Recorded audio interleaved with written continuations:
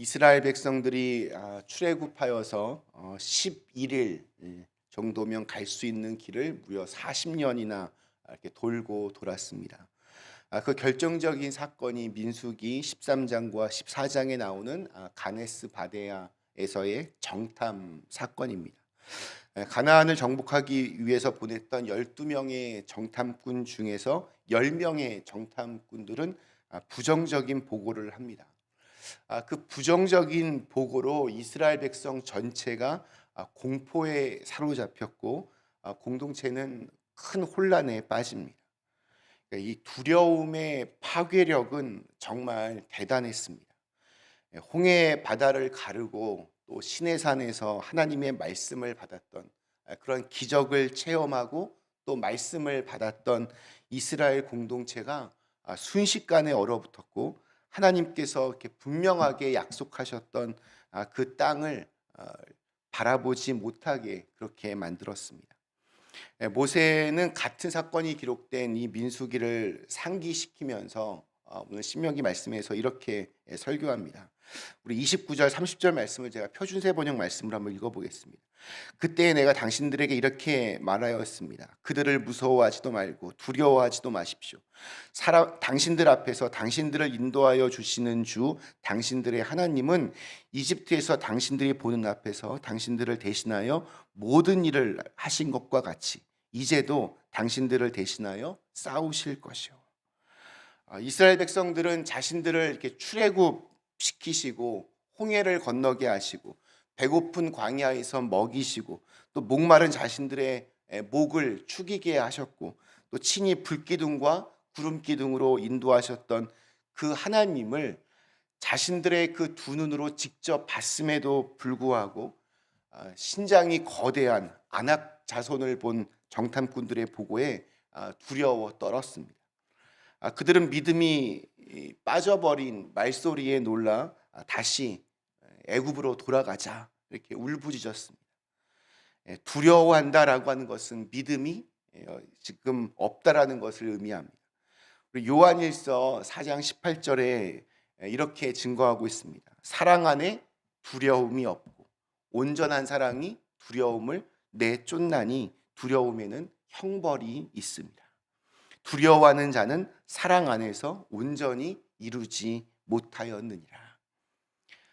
이제 40년을 이렇게 돌고 돌아서 가나안이 이제 바로 코앞에 보이는 이 모압 땅 앞에서 모세는 하나님의 권능과 하나님의 도우심의 그 손길을 기억하고 그분을 향한 믿음을 다시 회복하라라고 간절하게 이렇게 권하고 있습니다. 그러면서 31절에서 이렇게 말씀합니다. 광야에서도 너희가 당하였거니와 사람이 자기의 아들을 안는 것 같이 너희 하나님 여호와께서 너희가 걸어온 길에서 너희를 안으사 이곳까지 이르게 하셨느니라 하나. 지금 하나님이 이렇게 아버지로 그렇게 표현이 됩니다. 그 아버지가 아들을 안고 지금 여기까지 데리고 왔다라는 겁니다. 신앙의 가장 중요한 핵심은 바로 관계에 있습니다.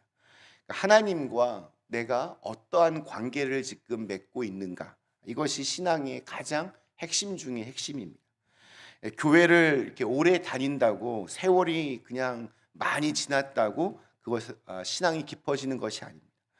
일을 많이 하기 때문에 신앙이 자라는 것도 아닙니다.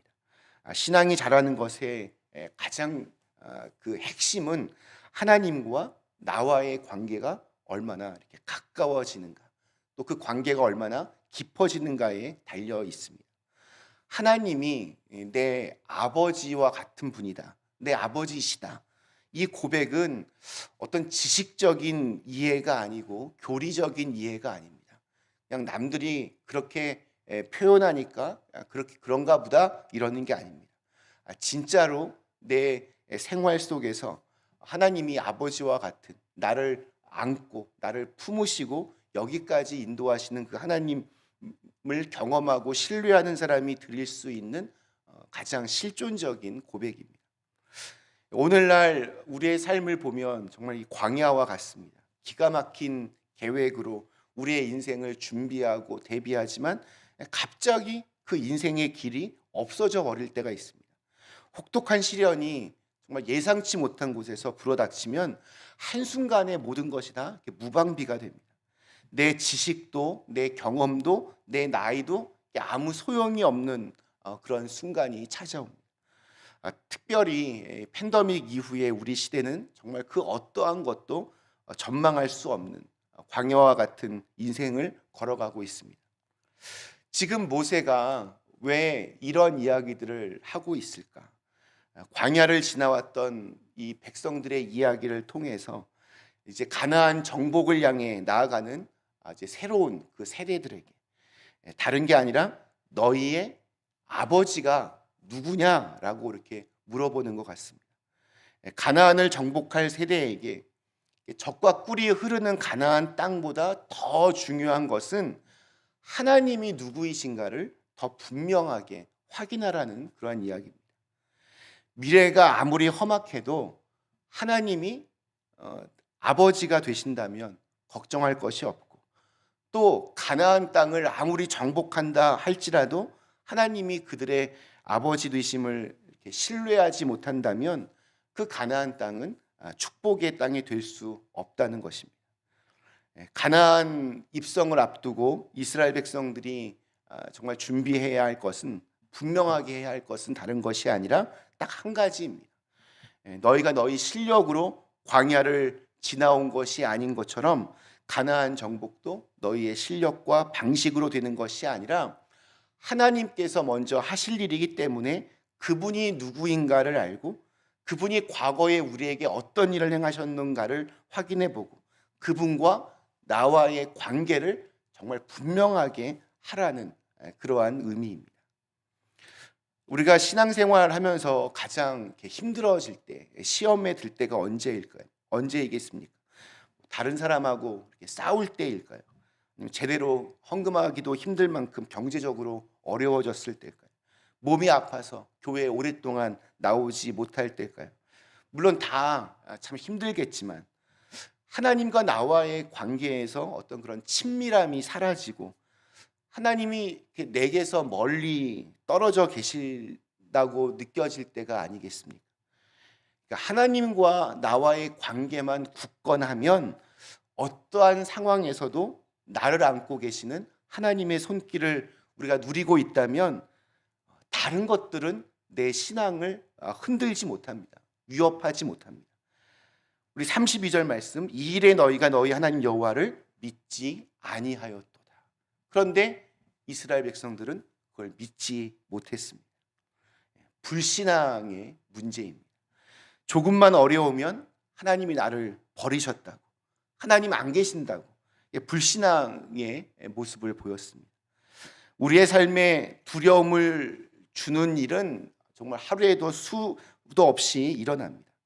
그러나 그것이 진짜 문제가 아닙니다. 두려움을 주는 그 어떤 것보다 더 크고 놀라우신 하나님을 내 아버지로 신뢰한다면 이겨낼 수 있습니다.